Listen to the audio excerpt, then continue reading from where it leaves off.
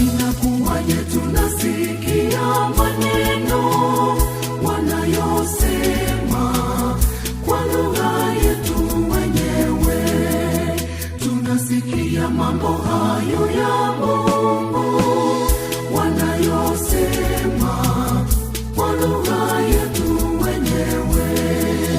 Wale wa Galilaya, nasi wa makabila ya kutoka nchi